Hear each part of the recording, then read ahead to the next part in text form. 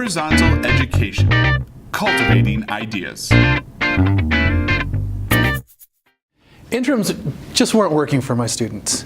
I mean, teaching and then waiting to collect a bunch of data that I wouldn't look at until some like non-contact day, it just seemed like it defeated the purpose. I was going to learn a bunch of stuff about my kids and then wait until I had moved on to do something about it. So everyone knows formative data is the way we want to go, yet we insist on this like bigger, broader move. Coaches in sports games, they don't wait until the end of the game to figure out that they were losing it. They stop and they make adjustments along the way to try and somehow still win. So the clear answer was formative data. We needed to stop and on a regular basis, once a week, getting together with colleagues, take a look at that information and see what we could do with it to make sure that we were responding immediately to the gaps and needs of our students to make sure that everyone was actually successful in a reasonable amount of time. Mm-hmm. Oh, well, hi there. In this section, we're going to be understanding the rationale for investing in formative data teams within your school, as well as some strategies for how you can implement it. We're going to start by explaining what formative data teams are. You're going to hear some teacher testimonials, as well as getting a chance to see a formative data team in action. I'll be back on camera to explain why investing in formative data teams is such a powerful move that contributes to student learning. Finally, we'll give you some strategies for how you can invest in formative data teams, but for a more detailed explanation for implementing them in your own school, make sure to check out the video down below on www.horizontaleducation.com.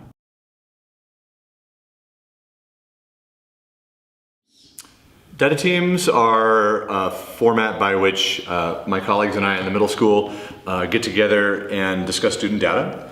We meet on Friday afternoons for about 45 minutes, and we bring with us an important but usually low stakes piece of data about our students' progress on standards. And we discuss that. My colleagues will ask me some fairly prescribed questions that will help me figure out what I can do to meet different students' needs based on how well they did on that formative moment.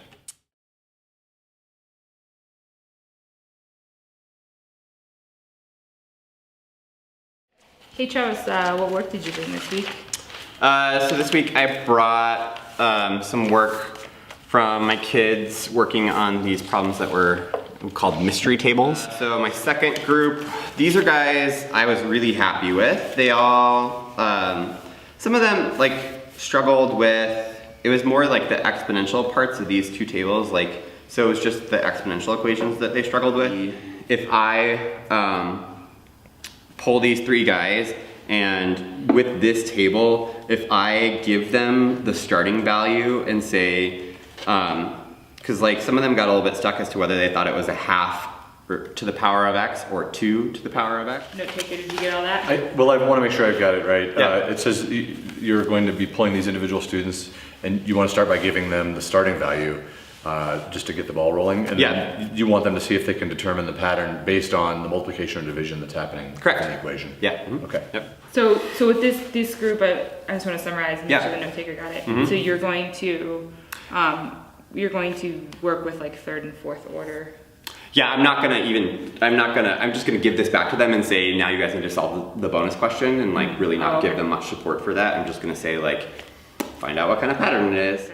And we have a document that we all use just to keep track of the feedback that we get from our colleagues, and it helps us to also group our students really explicitly, and then as we make our groups, right underneath a group, we respond with what our next step is for that group.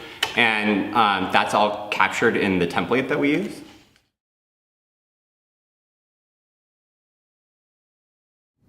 For a data system to be successful in a school, it has to be simple and focused on what matters.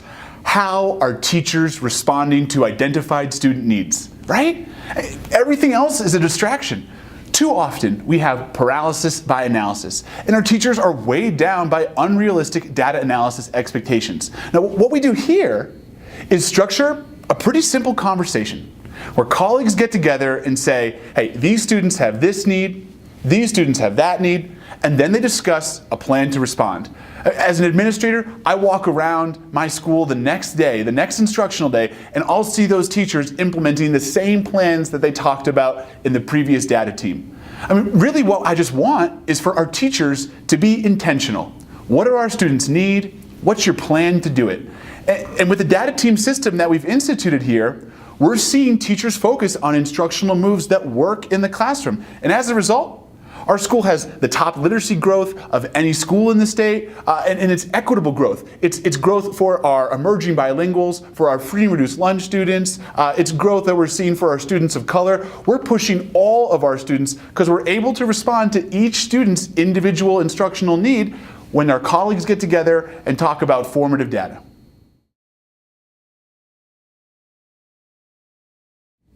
Okay, so how do formative data teams work? At the Denver Green School, we put teachers in teams of 3 to 4. The teams are usually vertical, like the 3rd, 4th, and 5th grade literacy teacher, but they could be horizontal, where a grade level team gets together. We meet on Fridays because we have early release Fridays. In other schools, it could be during planning time, non-contact days, or after school. Meetings are 45 minutes long, with each teacher's students the focus of the conversation for about 15 minutes.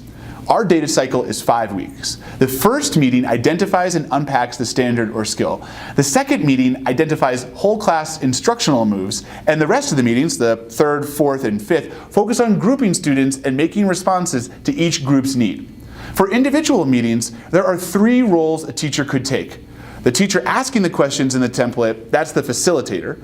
The teacher answering the questions is the answerer. And the teacher taking notes is the note taker. I know, groundbreaking stuff, right? The 3 teachers rotate through these 3 positions, with the team spending, again, roughly 15 minutes on each student's data. The end result is that each teacher has a plan for how they're going to respond to a different group for the next week.